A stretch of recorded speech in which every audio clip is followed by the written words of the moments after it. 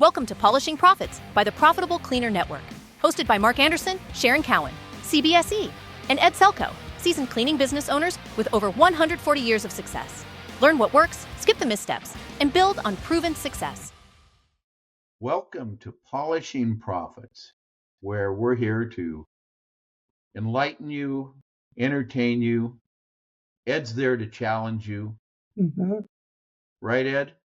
Absolutely. I'm disregarding all of my pronouns, and instead I'm using adverbs now and prepositions. I've heard some of your adverbs.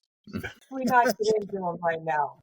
And at this point, I'll have to say that will be the X version of Polishing Profits, and we will publish it, but you'll have to sign a waiver to receive it. Thank you, Ed. Sharon, what's going on in your world today? Well, I'm just happy to be here. You get up and you see the sunshine, plant your feet on the ground and be happy. Yep. After 50, every day on the green side of the grass is a great day, right? Listen, that's terrible bullshit. That whole golden age thing was what a hose job. But some people never get to experience. This is true, but look, we made it. And unlike what they show me on the commercials, I don't have a great head of hair. I'm not playing in a rock band, and I'm not surrounded by smoking hot grandmothers. Now, wait a minute. Let's qualify that. My favorite cartoon, I used to have it up around here, but you remember it was an elderly woman, and she was kind of, if you can remember this, she always had a cup of coffee in her hand, and they put a saying under. She'd be in a rocking chair standing up. Oh, yeah, I know the one you're talking about. And kind of crotchety, but kind of friendly looking. And all I can remember is this one, and my mom gave it to me back in the day, and it said, "Golden years, my ass." Yeah, Well, with those happy things, we're here to give you guys a little gold today. We are on Area 3 of business planning and our business planning wheel. If you missed our first two, go out to YouTube, Spotify, wherever you like to listen to them, and pick it up, because this is actually a 5, possibly 6 series on how to plan and do it quickly and simply. And these are all in 20-minute bites. So when you tally the whole thing up, you're not over 100 minutes. That's pretty easy to help you plan and give you some direction. And that's what these are guided to do. The first one's about planning. The second one is about sales and marketing. And I believe we're up to our third one here. Yeah, we are, because I counted one we did at another time. And today we are going to roll this the correct way. Yes, there we go. No, not sales. Come on, Mark, wake up. It's early on the West Coast, guys. Okay, so we're going to talk service delivery. So we've talked sales, we've talked marketing, how to plan for your marketing, how to plan your sales. Please go back and catch those. There's some great information for you in some short segments, some great ideas. But today we're going to tackle planning and service delivery. As a fast refresher, in the center of this thing is the planning wheel. And basically it goes top left corner in the quadrant there. Where is your business today? First question you ask yourself. We'll get to the specific, but today we're talking about service delivery. So you would put in there, where is your service delivery today? How did you get there with it? We're going clockwise. Where do you want to go next year? And then finally, how do we get here? Right there. So those are the 4 areas. What's the target? What's it look like? How do we improve it, strengthen it? And how do we get there? What's the plan? So that's a little guy thinking up there in the corner. So with that, each of these areas has basically some questions that you want to ask yourself. But the questions come from the statement below.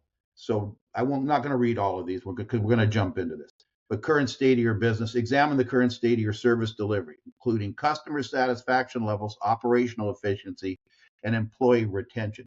And we're going to run down through those very quickly because those are the keys. Those are the foundations to your customer retention. And Sharon, I'm going to let you jump off. So we're talking about where's our business today. And let's just talk flat service delivery. What does service delivery mean? Because there's several components to it. Well, I believe that, number one, you have to track and identify. And let's just talk about customer satisfaction initially. You have to track, you have to have a method and a process for tracking surveys, whatever you may have in place or not, how your customer feels about the service you're delivering. And I think that's a key, because oftentimes we think we're doing a great job, but we don't talk to the customer enough.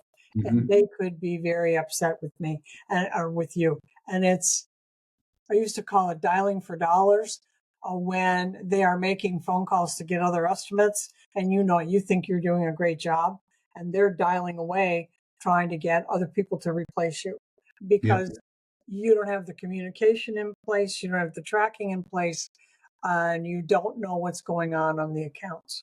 So I think in terms of customers, being very honest with the level of service you deliver and understanding how they feel. The only opinion that matters is theirs. How are they feeling about the work? It doesn't matter what you feel, or your cleaners, or your supervisors. How does your customer feel about what you're doing? And are you on the same page? Well, actually, we could turn everything off right now and end with that, because it is all about customer perception.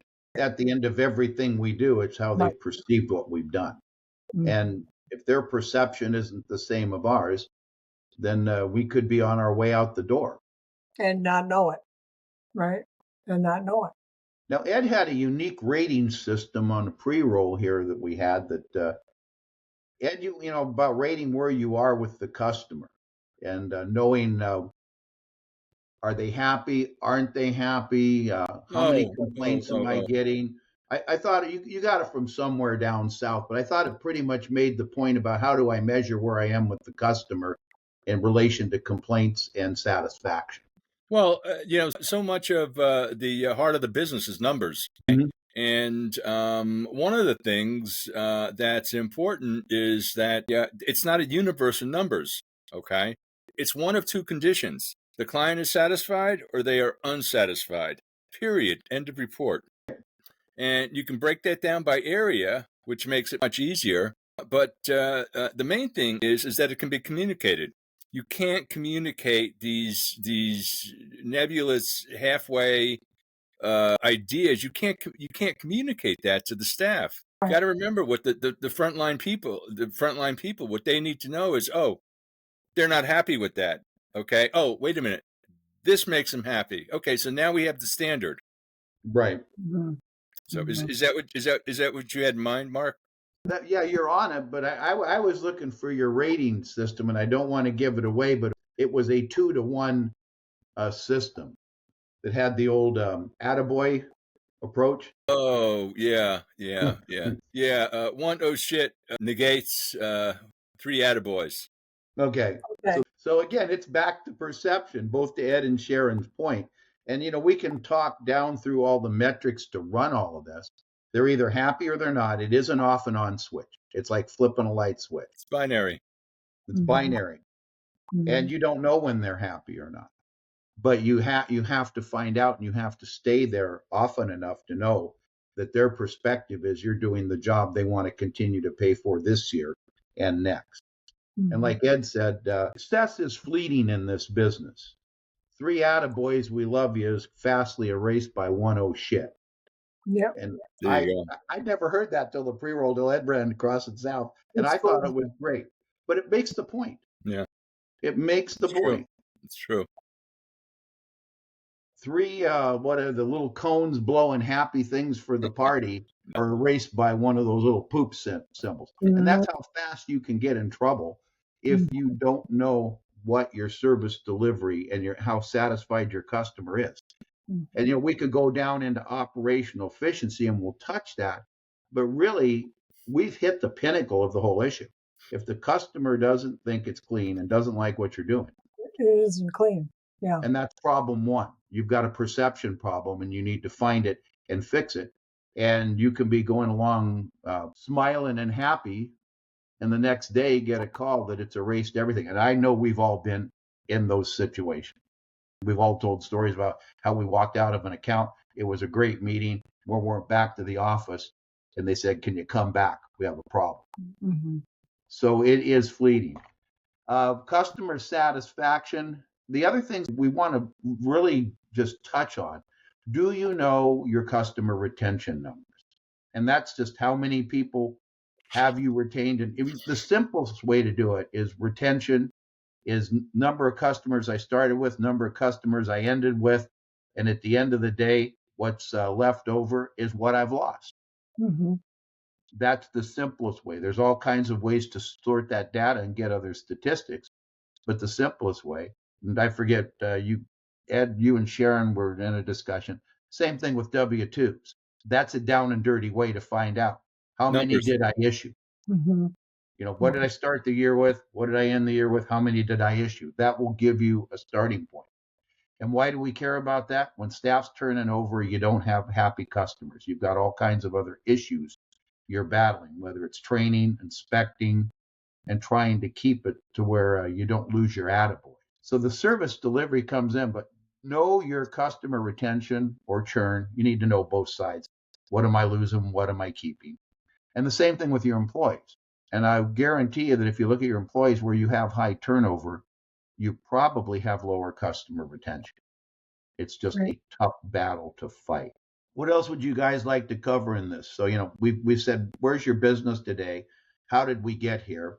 I don't think our audience needs to make work out of that. We're not talking about analyzing for days. What did you start to do? How did you get here? So you're not where you want to be. Let's Right. just say the customer's calling and complaining all the time. Well, I Well, think you have to talk about service delivery in terms of employee retention as well. okay. The same thing holds true for employees. Understanding what they're thinking, and that's a little more difficult because oftentimes they're not going to confide in you, but getting the general tone, creating a culture in your company that is open to advancement opportunities, that's open to listening to what your employees need.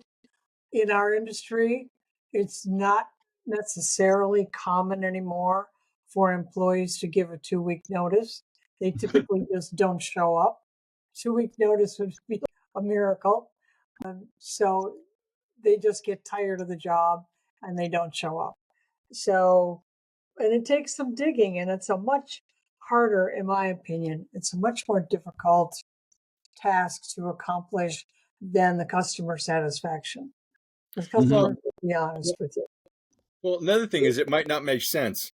Right. Okay, they can their perception is that the cleaning is terrible, but the fact of the matter is their trash can was missed. Right. So Oh, yeah. so it's important, particularly if you're dealing with dealing with staff. Yeah. You to be able to communicate that and just to let them know that there's still wonderful, lovely individuals. Mhm. They missed the trash can though. So Mhm. Well, I think having the right amount of supervision and checks and double checks, systems, checks and balances in place to make their job easier. mhm. I read a statistic not too many months ago that one of the number one reasons employees leave is because they feel discouraged because the training of them was not sufficient, that they were left on their own, given a mop and a bucket and told, here, go clean. And they become discouraged and they just leave. They don't see the value. So training now becomes an important part of retention. Yeah, Which, and you're back now. We're in operational efficiency, yeah, how well people are trained, and that right. has a lot to do with retention, both of the employee and the customer. Mm-hmm. Because Exactly. employees that are trained and understand what to do will get satisfaction out of their job. And again, Mm-hmm. if they're nurtured along the way, they're working with you. Right. And maybe nurture is a little too soft of word because they go up and down. But as you communicate the movement of quality going good and bad and getting them to get, like Ed said, get the right outcome. Okay, I just have to do this and they're happy. Those have to go back and forth. But those are the operational efficiencies, who comes into the job, how they're trained, and then the kind of job they do and how the supervisor or area manager, whoever's the direct supervisor doing let's just call it the quality control report. Mm-hmm. Is it clean or isn't it clean? when they get that done, that's what they have to work with. And they have to be focused on getting those things done and feel like they've actually accomplished something by working with the person doing the quality control inspection and move forward. And that starts to mitigate people missing stuff and customers being unhappy and calling about it. And that's so the operational efficiencies are key. It's like I said, you got hiring, onboarding, training, and then the regular, I call it, it's out of Drucker, but correction, inspection, and direction, inspect, correct, and direct. A lot of people don't like those words anymore. They're too harsh. But at the end of the day, that's what a quality control person does. Right. They inspect, they direct, and it gets corrected. So those are the things that need to happen. So when you say, what are you talking about? Looking at our service delivery areas, they're right up in that corner. Is the customer happy? Right. How are the people? Exactly. Are we doing the right things to get the right outcomes? Ed, thoughts on that? Additional comment? Nah. No, I think we're ready to move on in the next segment to our future vision. Let's take a look at that. So our next area that we're going to look at is future vision. So where are we? How did we get here? Where do we want to go? So setting goals to improve service quality, basically the same things: efficiency, reduction of costs, enhance customer and employee satisfaction. That's where we want to go. So we know where we are. We know what hasn't worked. And so we want to set up what is the plan to make it work moving forward and how is it going to get implemented. Ed, you had some thoughts earlier. Do you want to share some things on the future? Yeah. Well, it's impossible, really, unless we have a pretty good handle on what's happened in the past. It's difficult to plan for the future when we're not even really sure what's already happened. Okay, we don't have a starting point.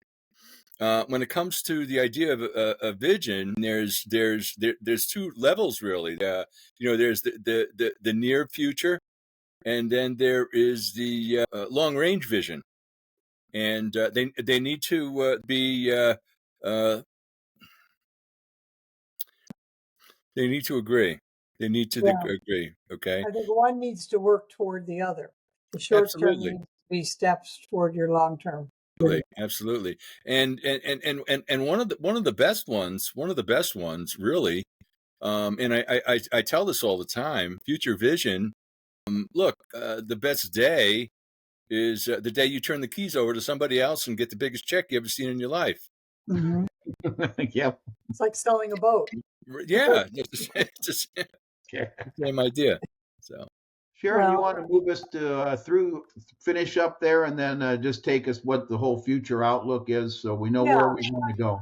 I think setting your goals is perfect, the way Ed described your short-term near goals and your long-term. But I think for the individual business owner, depending on where you are in your business, a short-term goal may be a quarterly goal, and long-term for you may be a year, and then long-term for someone else may be 5 years, with 6-month or annual segments. So I think you have to do what's best for you.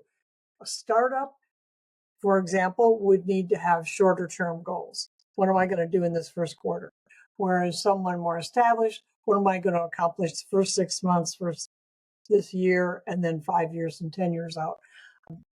And getting there, you have to be willing to put in the time to sit down and think and plan and figure out what it is you want for your business. What do you want it to look like in 5 years? And then how are you going to go get there realistically? How will you make that happen? What are the steps? Step 1, 2, 3, 4. That's specific about what am I going to do? Is it increase marketing? Is it develop my training, a little stronger training program so my retention is better? Do I get rid of all my social media people that I've hired because they're not giving me the result I want? What is it that you need to do specifically? And you've got to put it in writing. You can't just walk around and say, oh, I'm planning my goals. It has to be down on paper or on an iPad, in a Word document, wherever it is, so you can review it and you can look at it. And once you have those plans written in place, you have to have a schedule of bringing them out and looking at them, analyzing Right. monthly, quarterly, semi-annually, whatever it is, depending on the size of your company. Get those goals down in writing and put it on your calendar to review them. And I think that brings us at a good point to wrap up. I'm going to move my cursor down here.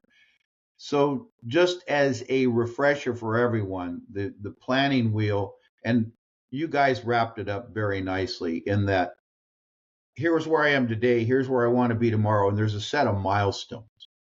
And I think where you start today, you have to make sure on a short-term goal, the first things you do are going to put you moving in the right direction, which was both the point you and Ed. The short-term stuff moves us to the long-term. We used to call them milestones, Right. markers. I don't care, pick something, KPIs. But you want to know I'm here. Fast thing is I've got horrible turnover at a building, major customer. Mm-hmm. The first thing you better look at, right? You backstep. What is it? The hiring practices. I'm not saying it is, but we have to start where they come from. And then what happens when they get to the job, right? And then what happens after they're turned loose? Those are all steps in that process. If something's broken, you have to find that and figure out this is where we have to go. Could we get back to the future outlook down in the bottom left? And where do I want to be? And we'll just make this up at the end of 6 months. And then you look at the steps in between. So effective planning, this is the basic question, the overall approach. Then there's 5 vital areas, and we've talked about this. And those are marketing, sales, and service delivery. I'm going to go to Sharon's point. It isn't hard, but don't rush through it. If you rush through it, it'll blow up on you. You won't be focused on doing the right thing. So do take a little bit of thought time. You have to write it down. You have to know where you can find it again. And most of all, you have to have some sort of measurement point. Doesn't matter what it is. Ed? Yeah, no, I just want to say that the point about writing it down, that's the only way it's shareable. Yep. Good point. You can't share something it's not concrete on paper, and everybody wants to see it. I mean, there's finance people that want to know. There's hopefully sharp management folks that you can share it with. It's important. That's a very, very important thing. I thought it was ridiculous that somebody had one of the gurus did an entire podcast on the use of a pencil. That you should write stuff down. In one sense, it's true. I mean, I can't tell you how many folks that I've worked with that have never written any of this stuff down. Just never occurred to them. No. I'm trying to. Ideas are like slippery fish. There's a saying. I'll probably get it wrong, but ideas are like slippery fish, and if you want to capture them, you have to write them down, just like you have to net the fish. You can't catch it with your bare hands. You've got to write them down, or they're gone. They're just gone back in the water, and it won't happen. And again, this takes a little bit of time. We've said it's simple, but simple still requires, this is your business. I think Ed said earlier, when you go to sell, it will probably be one of the, if not the biggest check you ever receive for a single asset that you have in your life. And hopefully, if you've done well, it should make your house look small in relation to the biggest check you ever get in your life. So with all that said, we're going through the 5 areas. And just to recap, they're simple. They're marketing, sales, service delivery. We've got financial, and then we've got business administration, which is the HR and the nuts and bolts of how things get done behind the scenes. So with that said, we're going to hope everybody gets something out of this, enjoys it, puts it to work. We'd love to hear from anyone. We're pretty easy to find. Just look us up. I think our information's pretty much about everywhere, unless I've missed something. And with that said, I'm going to bid everybody a happy work day, and we'll see you on the next Polishing Podcast. We'll see you later, folks. Bye.